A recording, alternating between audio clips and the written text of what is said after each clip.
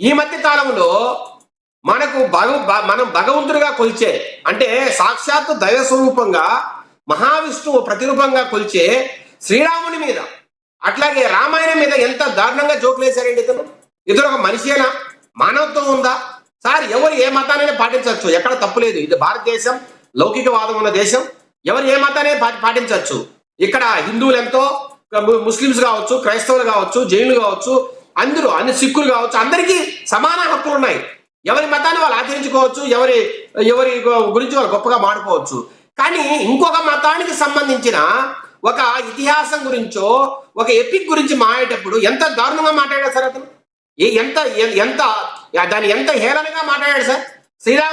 శ్రీరాముడి పాత్రని ఆయన అవహేళన చేయలేదా? లక్ష్మణుని పాత్ర అవహేళన చేయలేదా? అంటే ఎంత కోట్ల మంది మనోభావాల్ని ఆయన గాయపరచలేదా? దీన్ని ఎవరు ప్రశ్నించాలి? అంటే ఏ రకంగా ఎవరు మాట్లాడితే అర్థమవుతుంది తనకి.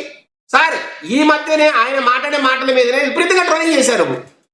జంజీ రెవల్యూషన్ ఏదైతే జంజీ ఓటర్స్ కావచ్చు, జంజీ రెవల్యూషన్ లో ఎవరైతే ఉన్నారో కూడా రామలక్ష్మణుల్లో లక్ష్మణుడిని లక్కీ అని పిలిస్తే తప్పేంటంటే ఒక వాదన కూడా తెచ్చాడు ఆయన. సార్ ఒకటి సార్, ఇప్పుడు భార్యని ఏ పేరుతో పిలవాలి, లేదంటే బిడ్డల్ని ఏ పేరుతో పిలవాలి, కాకపోతే ప్రేమగా ఇంట్లో పిలుచుకోవచ్చు. కానీ వారి పేర్లతోనే బయట పిలవాలి. ఇంట్లో మీరు ముద్దు పేర్లు ఎన్నైనా పెట్టుకోండి, కానీ వారి కొన్ని ఒక ఆధ్యాత్మిక సంబంధంగా కొన్ని పేర్లు ఉన్నప్పుడు ఆ పేరుతో పిలవకుండా, అంటే శ్రీరాముని లక్ష్మణుని లక్కీ అనడము, శ్రీరాముని ఏమన్నారు సార్? శ్రీరాముని గురించి కమెంట్ చేయలేదు, కానీ రామలక్ష్మణులో లక్ష్మణుని లక్కీ అంటే తప్పే సార్. పతివ్యం సార్. ఆ దుర్గంధమైన నోరికి ఆయన శ్రీరాముని ఏం అనలేదు కాబట్టి పతివ్యం, లేకపోతే ఇన్ని దారుణమైన కామెంట్ చేసేవాళ్ళు అతని మీద. సార్ ఇలాంటి ఒక ఉచ్చ నీచాలు తెలియని వ్యక్తికి, ఒక మతానికి గౌరవించని వ్యక్తికి ఇతని క్రెడిబిలిటీ అసలు ఏంటి అని ఇతని మీద ట్రోలింగ్ చేసినట్టు ఇతని దిక్కు లేదు. ఈరోజు వచ్చి నాగేశ్వర గారి మీద మాట్లాడతారు. సార్ నాగేశ్వర గారి మీద ట్రోలింగ్ చేయడం అనేదో లేదంటే కేసులు పెట్టడం కరెక్ట్ మేము అనట్లే. కానీ మీరు ఒక పొలిటికల్ వ్యాఖ్యాతగా, ఒక రాజకీయ వ్యాఖ్యాతగా, లేదంటే ఒక విశ్లేషకుడుగా మీరు ఏమైనా మాట్లాడచ్చు ప్రజల్లో, నేను కాదనట్లే. కానీ అది వేరే పార్టీల మీద లేదంటే కూటమిలో ఉన్న పార్టీల మధ్యలో సంబంధ బాధ్యతల మీద ప్రభావం చూపిస్తే అది ఇబ్బంది కాదా? అంటే ఆ పార్టీలు ఏ పార్టీలు అయితే కూటమిలో ఉన్నాయో వారికి ఇబ్బంది కాదా నీ మాటలతో? నీకు చెప్పాడా అమిత్ షా వచ్చి, లేకపోతే పలాని కోర్ కమిటీలో మాట్లాడారు, లేకపోతే నారాయణ మనోహర్ గారు చెప్పారు అంటున్నారు. మరి వాళ్ళు చెప్పమండి బయటకు వచ్చి నిజమేనని. మరి లేనప్పుడు మీరు ఎలా మాట్లాడతారు? అయితే ఈ విషయం గురించి వైసీపీ లాంగ్ టర్మ్ ఫ్రెండ్ అంట సార్. వైసీపీని మెడబట్టి బయటకు తోశారు సార్. రాష్ట్రంలో మెడబట్టి బయటకు తోశారు 12 సీట్లు ఇచ్చి. మీరు రాష్ట్రంలోని ప్రజలకు క్రెడిబిలిటీ పోగొట్టుకుని రాష్ట్రంలోని ప్రజల దగ్గర చీరించుకొని ఈ నాయకుడే మాకొద్దు, ఇలాంటి వ్యక్తే ముఖ్యమంత్రి పనికిరాడు, ఈ పార్టీనే గొడ్డల పార్టీ అని దేశంతో మాట్లాడుతూ ఉంటే పక్కన పెట్టేస్తే వీళ్ళు లాంగ్ టర్మ్ ఫ్రెండ్ ఎలా అవుతారు సార్ బీజేపీకి? ఈ రోజు నిజంగా బీజేపీకి వీళ్ళు ఫ్రెండ్ అని అనుకుంటే మరి ఈ రోజు కూటమిలో ఎలా ఉంటుంది? ప్రకాష్ రాజు గారు మాట్లాడిన దానిలో విజయశేఖర్ రెడ్డి గారు ఆయన ప్రశ్నిస్తే తప్పేనా? ఆయన నాగేశ్వర్ గారు ఏమీ ప్రశ్నించలేదు. తన అభిప్రాయాన్ని, తనకు ఒక సమాచారం ఉందని చెప్పారు, కానీ ఏదో అన్యాయం జరిగితే ఏమీ ప్రశ్నించలేదు కదా. ఒక రాజకీయ పార్టీకి ఇలా జరిగిందని చెప్పారు, ఆయన ప్రశ్న ఏమీ ప్రశ్నించలేదు. ఆ మాత్రం ప్రకాష్ రాజు గారికి తెలియదంటారా? మీరు చెప్పే మాట ఓకే. ఏదైనా ప్రభుత్వం తప్పు చేస్తేనో లేదంటే పార్టీ పరంగా తప్పు చేస్తేనో మీరు ప్రశ్నించండి. అదే, లేదంటే ప్రజా వ్యతిరేకమైన కార్యక్రమాలు చేస్తేనో లేదంటే ప్రజలకు ఇష్టం లేని పనులు చేస్తేనో ప్రశ్నించండి. మీరు ఉండడమే ప్రభుత్వాన్ని ప్రశ్నించడానికి. మేమే కాదనట్లా. రాజకీయ విశ్లేషకులైన తర్వాత ప్రభుత్వాన్ని విమర్శిస్తారు, లేదంటే మంచి పని చేస్తే ప్రభుత్వాన్ని పొగుడుతారు, అట్లయితే ప్రతిపక్ష కక్ష మీద మాట్లాడతారు. కానీ మేమేమంటున్నామంటే మీకు సరిగా తెలియని సమాచారం ఎవడో ఏదో చెప్పాడు నాకని మీరు ఒక మీడియా ముందుకు వచ్చి తెలుగుదేశం పార్టీ దుమ్మెత్తిపోయడం, తెలుగుదేశం పార్టీ క్యారెక్టర్ మీద, తెలుగుదేశం పార్టీ వ్యక్తిత్వం మీద, అట్లాగే మా నాయకుడు చంద్రబాబు గారి వ్యక్తిత్వం మీద, సాక్షాత్ ఈ రాష్ట్ర ముఖ్యమంత్రి వ్యక్తిత్వం మీద మీరు ఇది వ్యక్తిత్వ హరణం కాదా? ఇది ఆయన అంత బాధపడి మాట్లాడుతున్నాడు ఈ మధ్యకాలంలో ప్రొఫెసర్ నాగేశ్వర్ గారు. మరి ఆయన అంటున్నాడు, మరి ఆయన వ్యక్తిత్వ హరణం చేయలేదా? ఎట్లా అంటే ఎట్లా ఇంకొకటి తెలుగుదేశం పార్టీ ఇన్స్టెంట్ ఫ్రెండ్ అవుతుంది. విజయశేఖర్ రెడ్డి గారు చేశాం మేము 1999లో వాజ్పేయి గారి ప్రభుత్వము కేవలం చంద్రబాబు నాయుడు గారి సపోర్ట్ వల్లే నిలబడింది. ఆ రోజు ఆయన జరిపిన మంత్రాంగం కావచ్చు, ఇచ్చిన సపోర్ట్ కావచ్చు, లేదా ఢిల్లీలో చక్రం తిప్పడం కావచ్చు, వీటన్నిటి వల్లే బీజేపీ ఆ రోజు నిలబడలేదా? 5 సంవత్సరాలు పరిపాలించలేదా? అట్లాగే 2014లో ఎప్పుడైతే నరేంద్ర మోడీ గారు ప్రధానమంత్రిగా పోటీ చేశారో ఆ రోజు తెలుగుదేశం పార్టీ సపోర్ట్ చేయలేదా? 2018లో బయటకు వచ్చాం. కారణం ఏంటి? ఈ రాష్ట్ర ప్రయోజనాల కోసం బయటకు వచ్చాం. మాకు స్పెషల్ స్టేటస్ ఎవరైనా బయటకు వచ్చాం. అంతేగాని మేము ఎక్కడైనా బీజేపీ మీద దుమ్మెత్తి పోసామా? లేదంటే బీజేపీ పార్టీ మీద కావచ్చు, లేదంటే వారి నాయకుల మీద కావచ్చు, మేమేమన్నా తప్పుడుగా మాట్లాడామా? కేవలం స్పెషల్ స్టేటస్ మాకు ఇవ్వట్లేదు. ఏదైతే మీరు ఆ రోజు హామీలు ఇచ్చారో మీ హామీలు నెరవేర్చండి. మాది పేద రాష్ట్రము, ఇబ్బందుల్లో ఉన్నాము, మా దగ్గర డబ్బులు లేవు, విభజించిన తర్వాత దాన్ని కాపాడే హక్కు మీదే, ఆ బాధ్యత మీరు నెరవేర్చండి. విజయశేఖర్ రెడ్డి గారు మీరు అన్నది అర్థమైంది. విజయశేఖర్ రెడ్డి గారు 2024లో సార్ మళ్ళా పొత్తు పెట్టుకున్నాం కదా. అంటే గత 25 సంవత్సరాల్లో 3 సార్లు పొత్తు పెట్టుకొని బీజేపీతో పోటీ చేసి ఈ రాష్ట్రంలో సుపరిపాలన అందించి, ఈ రాష్ట్రంలో బీజేపీకి ఎంపీలు అందించి, ఈ బీజేపీ ప్రభుత్వానికి వెనుదనగా నిలిచిన చంద్రబాబు నాయుడు గారు అంటే స్టేట్ ఫ్రెండ్ అవుతారు.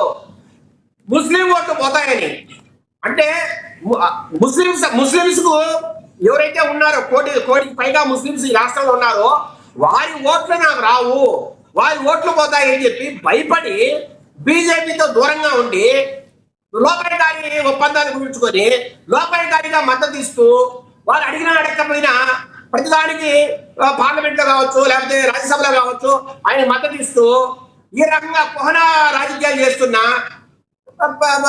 వైఎస్ జగన్మోహన్ రెడ్డి లంచం ఎలా అయ్యాడు?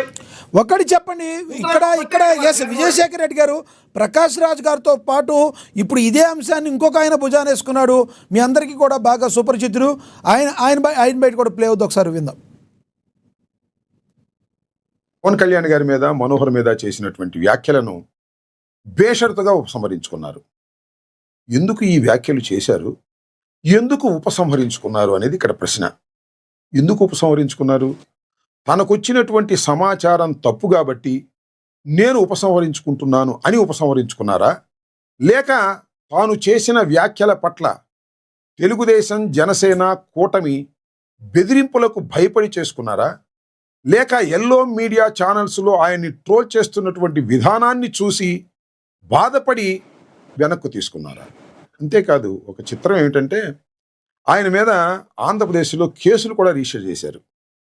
చూశారుగా, ఒక ఎనలిస్టు వ్యాఖ్యలు చేస్తే క్రిమినల్ కేసులు పెట్టి అరెస్టు చేయాలనేటువంటి ఆలోచన కూటమి ప్రభుత్వం, జనసేన చేస్తుందంటే ఎంతకు దిగజారిపోయారనేది ఇక్కడ మనం ఆలోచించవలసినటువంటి అంశం. ప్రొఫెసర్ నాగేశ్వర్ చేసినటువంటి వ్యాఖ్యల వల్ల వారు డ్యామేజ్ అయ్యారు. ఏం సార్ బెదిరించారంటే అంబటి రాంబాబు గారి వ్యాఖ్యలను ఎలా చూస్తారు? అవును సార్, ఈయన ఒక స్వాతిముత్యం, ఆయన కమలాసను. ఈయన మాట్లాడే నాయకుడు పెద్ద స్వాతిముత్యము. ఏ పాపం తెలీదు. సామాజిక వర్గాల మీద గలాటలు పెట్టేది, సామాజిక వర్గాలను బూతులు తిట్టేది, కమ్మ సామాజిక వర్గాన్ని ఘోరంగా తిట్టిన వ్యక్తిత్వం. కాపులకి కమ్మలకు గలాటలు పెట్టాలా, కాపుల్ని దూరం చేయాలి తెలుగుదేశం పార్టీకి, కుటుంబ ప్రభుత్వానికి, చంద్రబాబు నాయుడు గారికి, అట్లాగే పవన్ కళ్యాణ్ గారికి మొత్తం కాపులకు దూరం చేసి అటు జగన్మోహన్కి ఓటు వేయించాలని ఒక దురాశ దుర్బుద్ధితో ప్రవర్తిస్తున్న వ్యక్తి. అతను సిగ్గు ఎక్కువ ఉంటే సార్ ఆ మాత్రం మాట్లాడతాడా? ఏదో ఆయన పెద్ద స్వాతిబుద్ధి అయినట్టు, చాలా సాత్వికులైనట్టు, ఆయన ఏదో చాలా గొప్ప వ్యక్తి అయినట్టు, ప్రొఫెసర్ నాగేశ్వర కన్నా పెద్ద వ్యాఖ్యాత అయినట్టు ఆ కటింగ్ చూడండి. ఆయన అద్దాలు, ఆయన ఆయన ఆయన ఆయన తెల్ల, అసలు సార్ ఆయన వేసే తెల్ల చూపా కన్నా వాల్యూ ఉందా సార్? బాడీ షేమింగ్ వద్దు సార్, తప్పు సార్. మీరు బాడీ షేమింగ్ చేయొద్దు. అంబటి రాంబాబు గారు ఎలా ఉండాలో మీరు ఎలా నిర్ణయిస్తారు? సార్ ఒక తెల్ల బట్టలు వేశారు అంటే సార్ దానికి ఉన్నంత నిర్మలమైన మనసు, స్వచ్ఛమైన మనసు ఉంటేనే తెల్ల బట్టలు వేయాలి. ఇతనికి స్వచ్ఛమైన మనసు ఉందా? రాష్ట్రం అంతా సామాజిక వర్గాల మీద గలాటా పెట్టాలనే రకమైన రాజశేఖర రెడ్డికి, అట్లాగే జగన్మోహన్ గారికి ఊడిగించాలనే వ్యక్తిత్వం అవుతుంది సార్. మేము ఒకటే అంటున్నాం, ప్రొఫెసర్ నాగేశ్వర గారు మామూలుగా అయితే ఎవరైనా మాట్లాడారా నాగేశ్వర గారిని? ఆయన పరిధిని మాట్లాడారండి. ఒక సాక్షాత్తు దేశ హోంమంత్రి ఆయన ఆయన అన్న మాటల్ని అన్నట్టు, అది కూడా పవన్ కళ్యాణ్ గారితో అన్నట్టు, అది కూడా తెలుగుదేశం పార్టీని తిట్టినట్టు ఎందుకు ఒప్పుకుంటారు సార్ ఎవరైనా? రైట్ అదే మీరు వైసీపీ రైట్ చూడండి. సమయం అయింది, మళ్ళీ ఇస్తాం వైసీపీ మీకు. మీరు ఎస్ రాష్ట్రం వదిలి పారిపోవాలి. రైట్ సార్ వాళ్ళు పెట్టే సోషల్ మీడియా ట్రోల్స్ కి, వాళ్ళు చేసే వ్యాఖ్యలకి రాష్ట్రమే వదిలిపోవాలి. ప్రొఫెసర్ నాగేశ్వరు మేము ఇంకా మంచోళం కాబట్టి సార్, కేవలం ఎక్కడో సార్ పార్టీకి సంబంధించి అఫీషియల్ గా ఎవరు ట్రోలింగ్ చేయరు, ఎవరో అభిమానులు సానుభూతి పనులు చేస్తూ ఉంటారు. సార్ నేను అడుగుతున్నా, ప్రొఫెసర్ నాగేశ్వర గారు ఏమన్నారు సార్? నాదెళ్ల మనోహర్ గారు వ్యాఖ్యలు ఉపసంహరించుకోమన్నారు కాబట్టే నేను ఉపసంహరిస్తున్నాను అని అన్నాడా? లేదంటే నేను బేషరతుగా నేను వ్యాఖ్యలు ఉపసంహరిస్తున్నా అన్నాడా సార్? రెండు అన్నారులే కానీ రెండు అన్నారు. కేవలం నాదెళ్ల మనోహర్ గారు చెప్పితేనే ఉపసంహరిస్తా అన్నాడు. మళ్ళీ ఏమన్నాడు సార్? నేను యుద్ధానికి రెడీ, మీరు యుద్ధం స్టార్ట్ చేశారు, నేను యుద్ధానికి రెడీ, నా సత్తా ఏదో చూపిస్తా అన్నాడు. పెద్ద పెద్ద వైఎస్ రాజశేఖర రెడ్లు, మరి చెన్నారెడ్డి ఏం చేయలేకపోయారండి తెలుగుదేశాన్ని. Right right right Shekhar Reddy garu, మీ అభిప్రాయం అర్థమైంది. ఎస్ ఎస్ ఎస్ ఎస్ మీ ఆవేదన అర్థమైంది, మీ ఆక్రోధన అర్థమైంది. నువ్వు చేసే వ్యాఖ్యలతోనే తెలుగుదేశం పార్టీ చేయగలవా? నువ్వు రైట్ జనసేన చేయగలవా? ఇలా సార్ ఎమ్మెల్సీ గెలవడానికి అపసోపాలు పడ్డ వ్యక్తిత్వం హైదరాబాద్ లో కూర్చొని స్టూడియోకి వెళ్ళి రైట్ రైట్ విజయశేఖర్ రెడ్డి గారు, మళ్ళీ మాట్లాడతాం మీతో, అందుబాటులో ఉండండి, మళ్ళీ మాట్లాడతాం మీతో. వేరే వాళ్ళ దగ్గరికి వెళదాం, రమేష్ గారి దగ్గరికి వెళదాము. వైసీపీ